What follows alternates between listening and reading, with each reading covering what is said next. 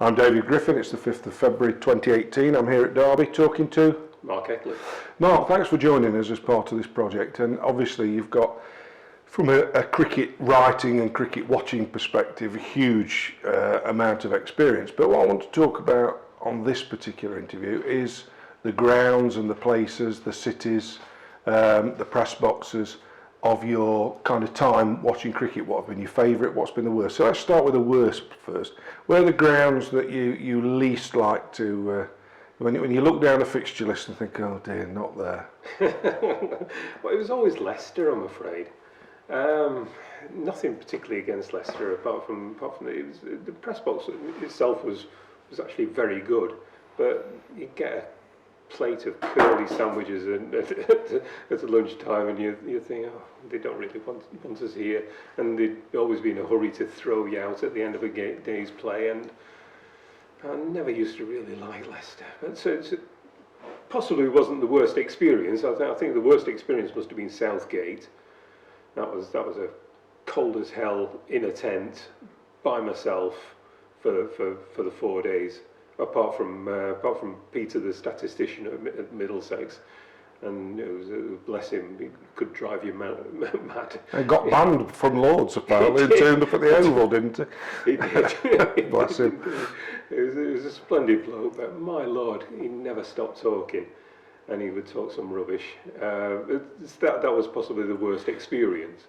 So on the subject of tents, obviously outgrounds tend to sometimes, although there can be good facilities at outgrounds, but what were your favourite outgrounds then, or where would you like to go? Oh, please! I could live at Queen's Park. It's always a very, very special place, as far as I'm concerned. I just think it's the most beautiful ground in the country, and holds so many special personal memories as well.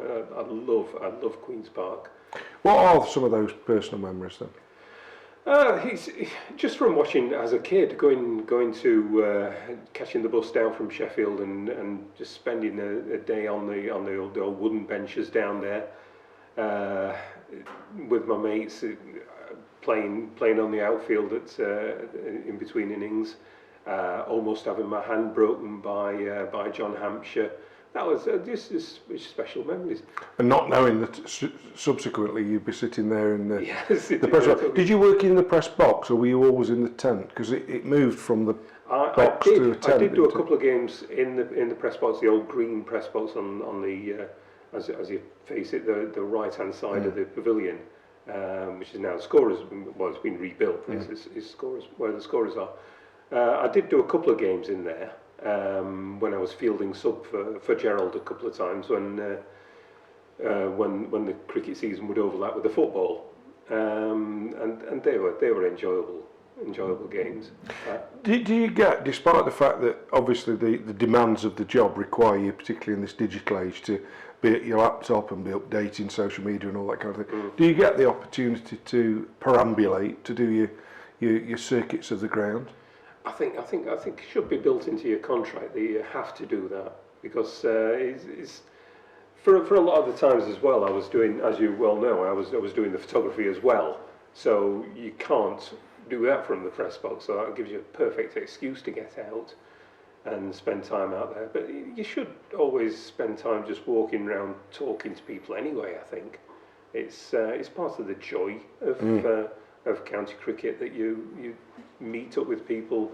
You don't know their names necessarily, but you meet up with them and you find out what they've got to say. You listen to them and often make your mind up that they don't know what they're talking about. Sometimes, lots of times, they're great company. I was going to say, did you get any gems over the years from spectators? Any kind of off the wall stuff or any scoops?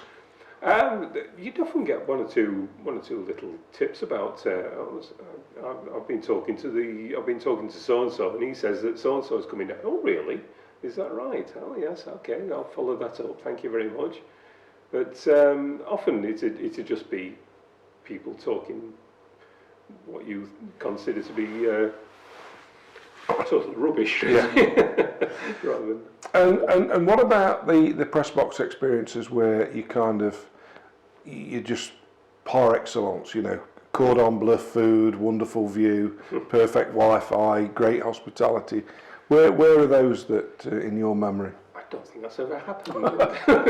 No, it's I don't think all the stars have ever aligned in that way. But there are places like you go to the Oval for the food is extraordinary. You can start day one being in reasonably good shape and have put on about 1.5 stone by the end of day 4.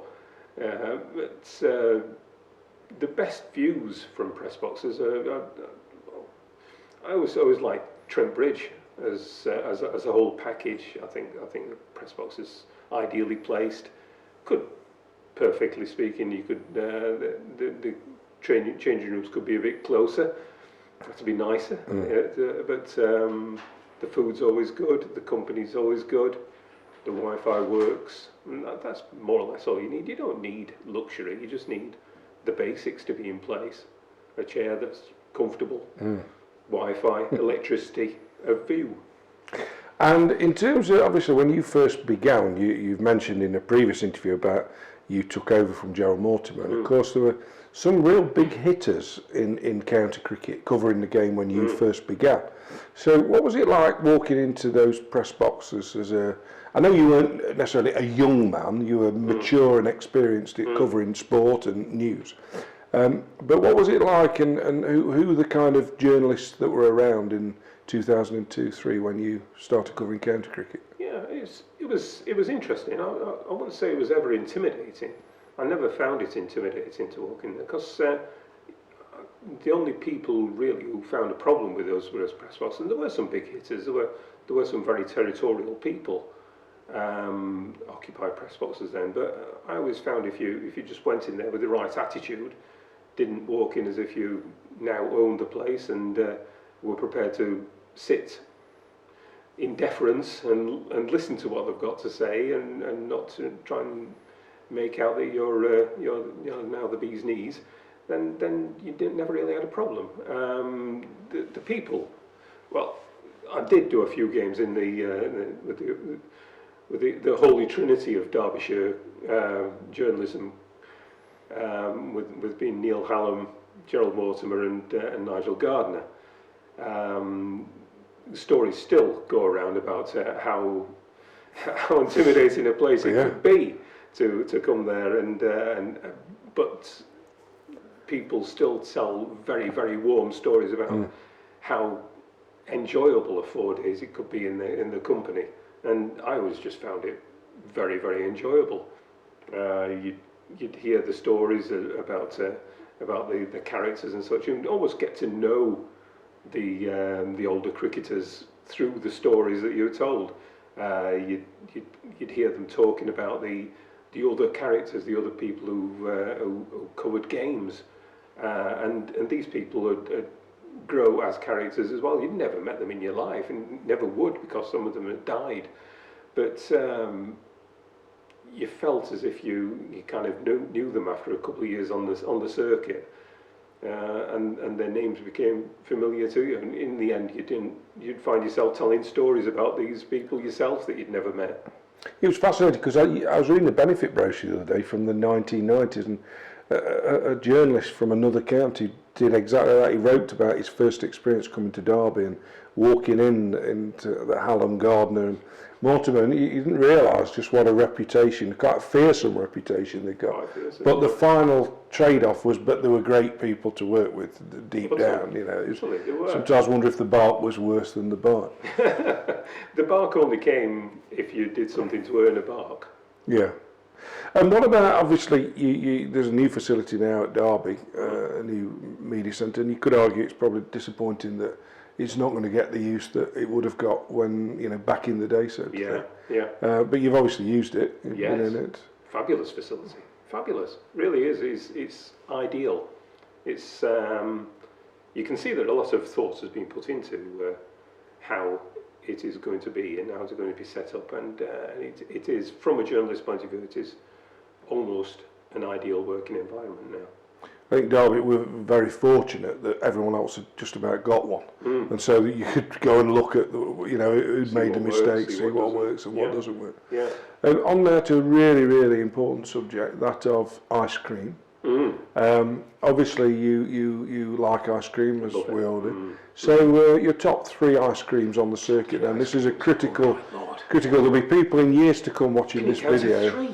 3 if you can. Yes, I can guess 2 of them, but I think I can guess 2. But I'll let you tell our viewers what you consider your best. Well, Northampton, I always thought was fantastic. That was Galoni's. Galoni's, yes. Galoni's ice cream at Northampton is tremendous. I think the ice cream van at Worcester is quite underrated in a cheeky kind of way. But again, come back to Chesterfield and Fredericks. Yes. Oh my lord, Bakewell pudding ice cream. Yeah, quality. Just to die for. It's an interesting one you mentioned, Worcester. The other 2 absolutely my top 3 too. Worcester, I'll have to check it out next year. It is good. And then you've got Rossi's at Chelmsford as well, which is excellent. Yeah.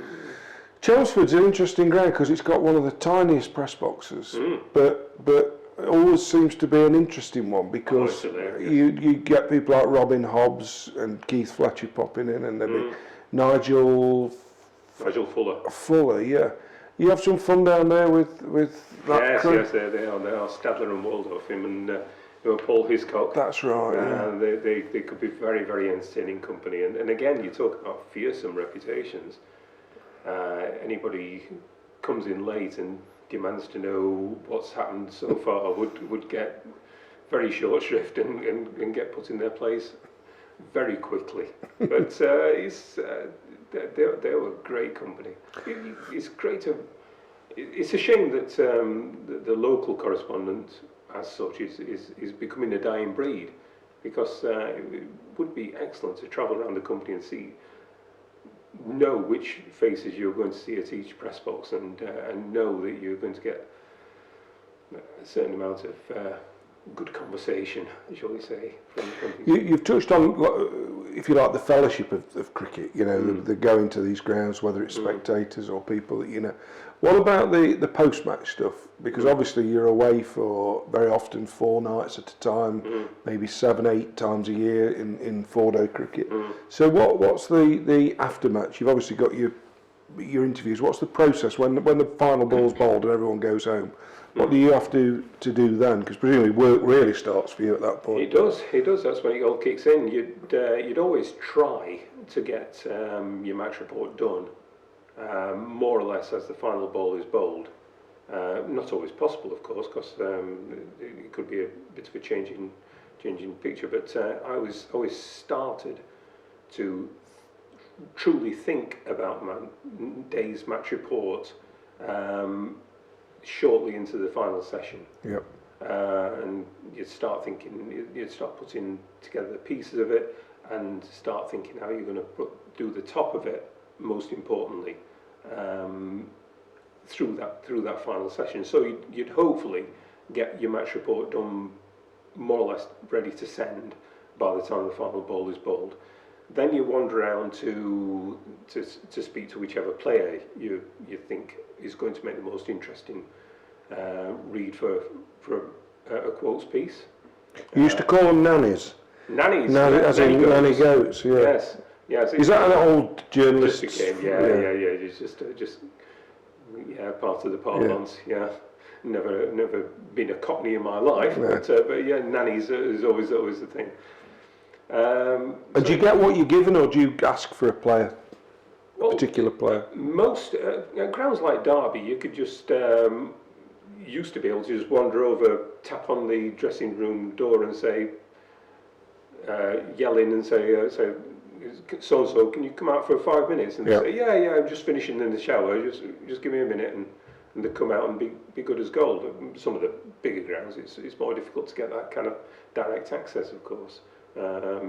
Especially now, you're dealing with press officers so much now. They've become in some ways a necessary barrier, but in lots of ways an unnecessary barrier between you and. Do they stand around then and listen to the? Some you can do, and sometimes, which can be a little irritating, they're also recording the conversation as well for their own use. Right. Which is not great practice in my view, but there we go, they do. But you'd always get the person you want to talk to. It's just a matter of whether you can approach them directly or have to do it indirectly. So then presumably it's back to the box. Back to the box, transcribe your notes. Thankfully, one of the greatest inventions in the world, the voice recorder, came along because it used to be scribbling through your shorthand notes and sometimes unreliable shorthand notes and trying to make up the bits in between, trying to remember. But transcribe your voice recorder notes. Think about the most important part of the interview and how you want to, as we say, nose the quotes, and just get it dashed off. You know what kind of length you're aiming at, about 350 words, 250 words, whatever. Send that off as soon as possible. Then you can get away from the ground to an extent, but then you've also got a kind of a rolling demand as well of knowing that you've got a weekly column to do, so you always bear that in mind, what I'm going to put in that this week. And of course I was always covering different sports while I was doing cricket, so I think my personal record was I wrote about 5 different sports in one day at a cricket match. Really? Yeah. Stop you getting bored, I suppose. It does stop you getting bored, but, but you're talking to someone on the phone about golf results or something like that, and then of course when the wicket goes down, just hang on a sec, I'm just going to have to write this down. And so you sound as if you'd hardly have time at the close of play for anything like a drink, Mark, or a bite to eat. Never got to a pub. Never got to a pub. It was so difficult. It was so frustrating because you'd go away to all these different cities and you'd drive past the pubs and you think, if only I could pop in there and just have a drink, it'd be lovely. But I never got the chance. But I'm working on the assumption that somewhere down the line you must have had a go. So give us your favourite pubs around the country that you managed to there must be one or two favourites that you and a fellow journalist. Cardiff is excellent for pubs. Yeah. Cardiff, the Morecambe do it just round from the ground, but the cricketers round the corner. The KO Arms just round the corner, and then into the centre, some cracking pubs in Cardiff. Yeah, the Goat Major. Yes. I always just go for a pint of brains. In theory, if you ever got the opportunity. Yeah. I think that's one of the great things about new grounds, isn't it? Because obviously not as many these days, but still occasionally you'd look at the fixture list, wouldn't you, and think, new ground there, one we've not been to, which gives you essential part of any cricket writer's kit is the good beer guide. Take it with me all around the country. Tick them off. And before we close, just any sort of, you never got locked in a press box or locked in a ground or anything like that? No, or know anyone that did? Thrown out of one or two. Because you're working really late, aren't you? Yeah, that's it. And you'd get the person wanting to lock up and coming around. How long are you going to be? I want to go home. I've got my tea on the table and such. Yeah. Did you know anyone who did get locked in? Yes, Paul Hiscock got locked in here famously once in my very early years and had to climb out of the ground over a wall and fell and broke his arm, unfortunately, and broke his elbow, I think. That was. But I did get locked in the county ground once as well. I didn't have to scale a wall. I was able to put a call into someone and had to wait around for about half an hour for them to come and open the gates to let me out. All's well that ends well. At least you didn't have to do the daredevil stuff over the wall. I wouldn't have been very good at that. I don't pounce very well. Well, thanks ever so much, Mark, for those recollections. It's been really interesting. Thank you.